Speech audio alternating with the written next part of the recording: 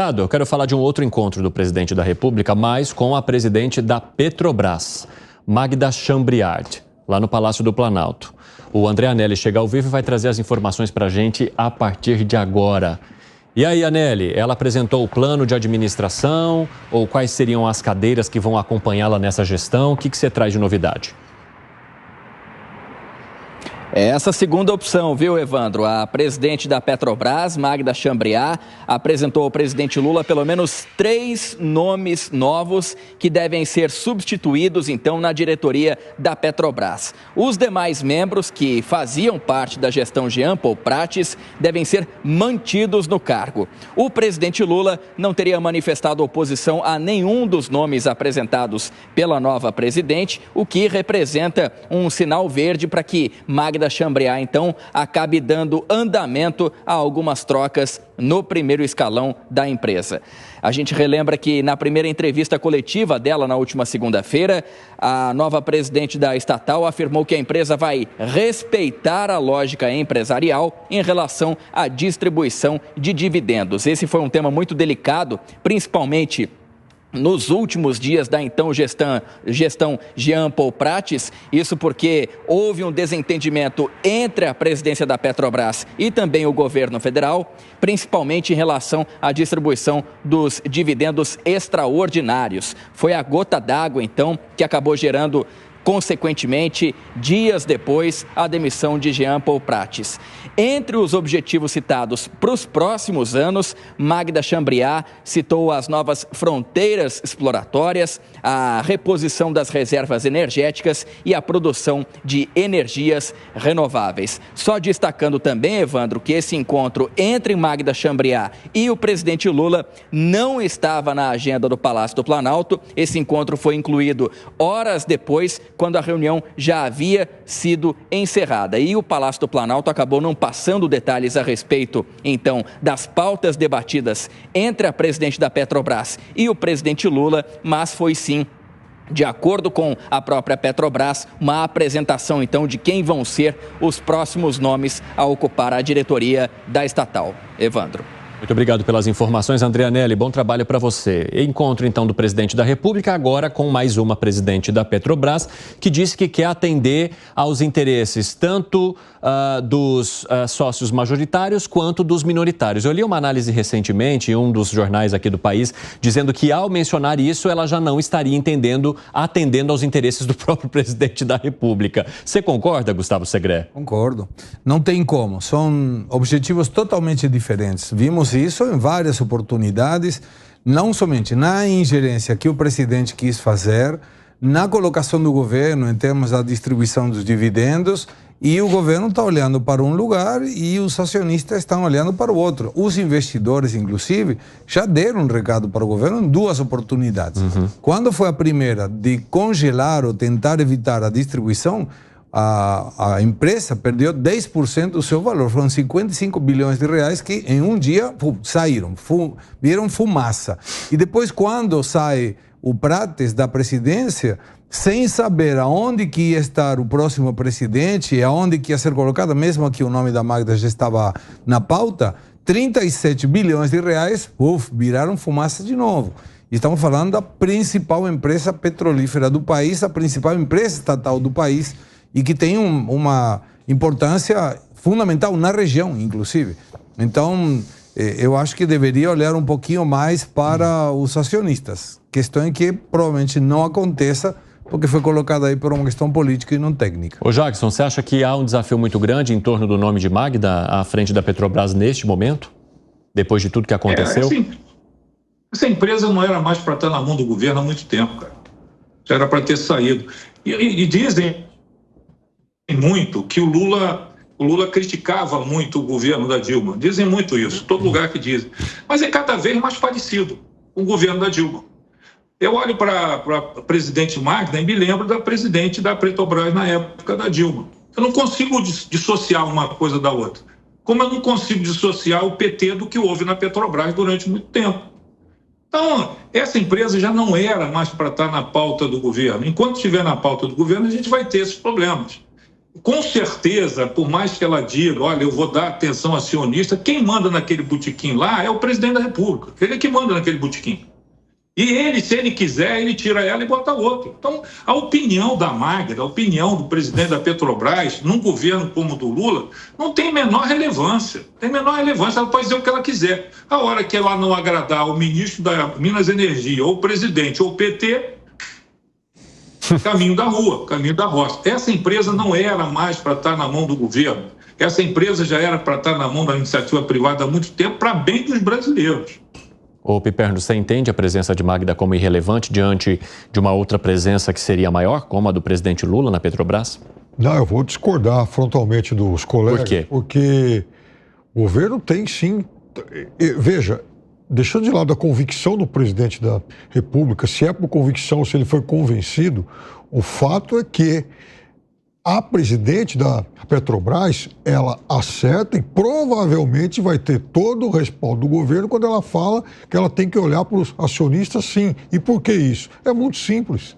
O governo é o principal acionista e ele recebe bilhões e bilhões e bilhões de reais todos os anos, que nesse momento de desespero, de caçar cada centavo, são fundamentais para ajudar o governo a fechar as contas. O governo precisa muito do dinheiro da Petrobras e muito provavelmente voltou atrás na história dos dividendos por conta disso. O ministro Haddad deve ter batido na porta e falado, pô, vem cá, vocês estão malucos? 12 bilhões? Era. Pois é, 12 bilhões no semestre. Mas aí, Piperno, o que você está trazendo... Agora, às 5h27, o pessoal da rádio vai para um rápido intervalo, daqui a pouco vocês estão de volta, hein? Nas outras plataformas seguimos. No teu argumento, você tá olhando sobre o aspecto do interesse do governo. Ou seja, se o interesse do governo é esse, qualquer pessoa que conceda ou aceite esse interesse poderia ocupar aquele cargo. A pergunta que eu te fiz é, Magda faz diferença diante disso? Bom, se ela está lá para atender isso, né? Agora, veja, eu acho que ela faz diferença numa outra coisa. E aí, eu sei que, inclusive, há muita gente do governo, especialmente o grupo mais ligado à Marina Silva, pensa muito diferente do que eu vou dizer. Ela é, por convicção, alguém favorável a explorar mais petróleo, por uma razão muito simples. O pré-sal tem mais uns 10, 12 anos de vida útil aí. Ele vai, enfim, atingir o pico na primeira metade da década de 30 e depois vai começar a cair, como aconteceu com a Bacia de Campos, como acontece com qualquer campo petrolífero em qualquer lugar do mundo. É assim que funciona. Então, se o Brasil não passar a explorar petróleo em outras bacias, em outras regiões, daqui a pouco nós vamos de novo voltar àquela situação de anos 70, 80, 90, que o país não era autossuficiente. Então, quando o Roberto Campos, lá nos anos 70, 80, chamava a Petrobras de Petrossauro, dizendo que com a Petrobras o Brasil nunca ia atingir autossuficiência, ele errou como futurólogo, mas ele acertou no diagnóstico para aquele momento, né? O Brasil precisava ser autossuficiente e não era. E passou a ser depois, e hoje, em 2024, a Petrobras vai se tornar o principal produto na pauta de exportações do Brasil. Só que para manter isso, precisa achar mais petróleo. Onde tem petróleo hoje que se sabe? Na margem equatorial e lá embaixo na bacia de Pelotas.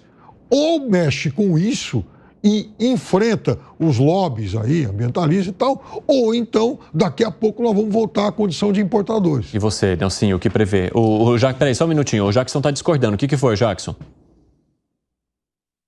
Não tem sentido isso, não tem menor sentido. Essa empresa não era mais para estar na mão do governo.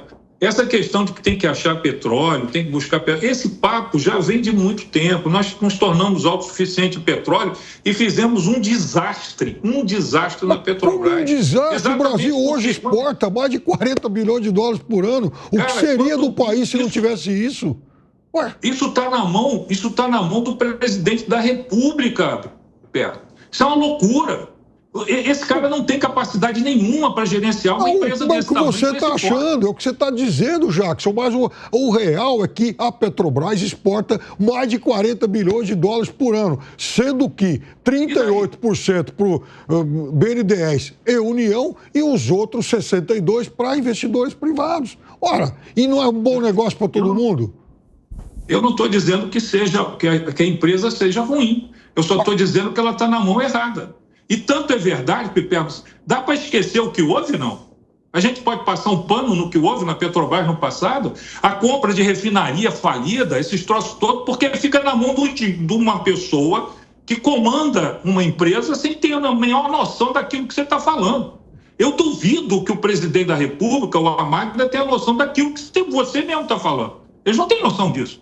A intenção deles ali na empresa é uma empresa estatal que gera uma grana alta para o governo gastar do jeito que ele quiser. Eu desafio você e a qualquer economista que esteja nos ouvindo agora a fazer a seguinte conta. Pega de 15 anos para cá, coloca todo esse prejuízo do momento em que houve enfim, corrupção, e é o seguinte, também vamos contabilizar tudo que aconteceu de ganhos, de exportação e daquilo que o país deixou de pagar de importação.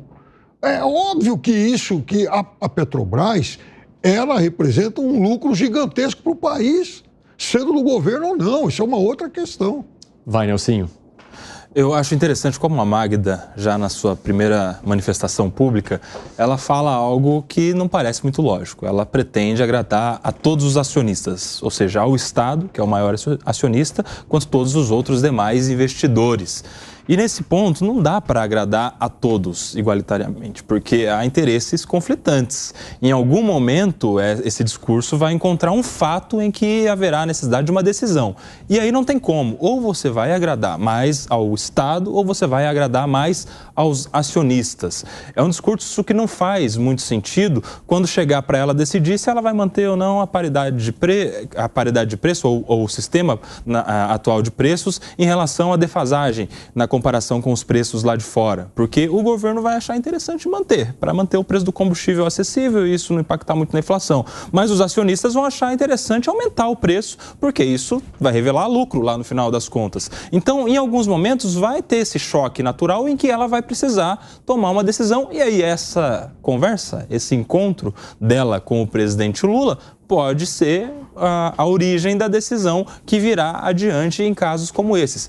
Além disso, em algum momento também vai haver a necessidade dela decidir a questão dessas explorações aí que tem pareceres contrários dos ambientalistas. E aí ela vai atender ao interesse de quem? Do acionista que está visando explorar a foz do Rio Amazonas para ter mais lucro e ter mais acesso a petróleo e vender e gerar dinheiro para o seu investimento? Ou vai atender ao interesse social do maior acionista, que é o governo, que tem lá um Ministério do Meio Ambiente que está falando não faz isso, o IBAMA também está falando não faz isso porque é perigoso, porque a gente já tem relatórios de outras ocasiões em que houve alguma falha operacional que gerou um vazamento, e se isso acontecer na foz do Rio Amazonas, como vai ficar a vida dos ribeirinhos e o nosso compromisso com o meio ambiente e aquilo tudo? Ou seja, falar no primeiro momento, que vai atender ao interesse de todos, é muito fácil. Quando chegar no momento da decisão, é que a gente vai ver qual vai ser o acionista privilegiado, o que vai sair mais satisfeito. O acionista majoritário, o governo, ou aqueles que estão de olho no lucro. Na prática, a teoria é outra, viu? Que foi, Segré? Eu não tenho dúvida que vai ser o governo. Nenhuma dúvida. Nenhuma dúvida. Que foi, Piperno? É ele que nomeia. É ele que nomeia. E arremate, Piperno. Sobre o que o Nelson falou, principalmente nessa questão do braço de ferro lá com, enfim, ambientalista, explorar ou não, Nelson, assim, a regra que for valer para a Petrobras vai valer para outras petroleiras também que já tentaram isso. Então, não é que isso vai poder acontecer pelo fato da Petrobras ser governo ou não. O IBAMA, ele tem jogado pesado com a Petrobras do governo e com as outras petroleiras estrangeiras também que já tentaram isso. Mas as outras não têm esse compromisso político, Piperno. Não tem o histórico de um apoio de ambientalistas para chegar no governo. Como é que o presidente vai explicar para essa onda de ambientalistas que ajudaram ele a chegar à presidência que agora a Petrobras não está muito comprometida assim com esses pareceres, que ela acha que é possível, enfim. E aí? É uma conta que não fecha, não fecha. É que quando você fala que esse interesse é conflitante com o interesse dos acionistas, os acionistas da Petrobras têm os mesmos interesses, por exemplo, que a Elf francesa, que já tentou. É claro, e já tentou e não consegue. Que é lucro. E não, claro, mas aí que está o negócio. Provavelmente o governo também queira isso, que o governo quer, ou ele quer esse dinheiro. Você acha que esse governo quer lucro das estatais? Não quer. Você acha que esse governo está olhando para as estatais como, olha, eu tenho aqui uma empresa que vai ter que dar lucro? Olha para os outros números. Tá bom, então eu vou lançar um desafio à nossa audiência e à nossa bancada. Comparem os balanços de 2023, Banco do Brasil e Caixa Econômica Federal com os anteriores. Bom, o desafio está feito. Isso é banco, Piperno. Isso é banco. Banco dá lucro de qualquer jeito. Então, o banco que não der milhões de lucro pode fechar. Jabas e Nelson. Jackson, desculpa, Jackson e Nelson. Eu vou relançar o desafio. Então, pegue esses dois bancos e compare com os balanços desses mesmos dois bancos, com 2022. A gente vai voltar. Aí nós vamos ver se dá lucro ou não. A gente vai voltar a falar disso então aqui, trazendo a pauta a pedido do nosso amigo Piperno para incendiar um pouco o nosso debate.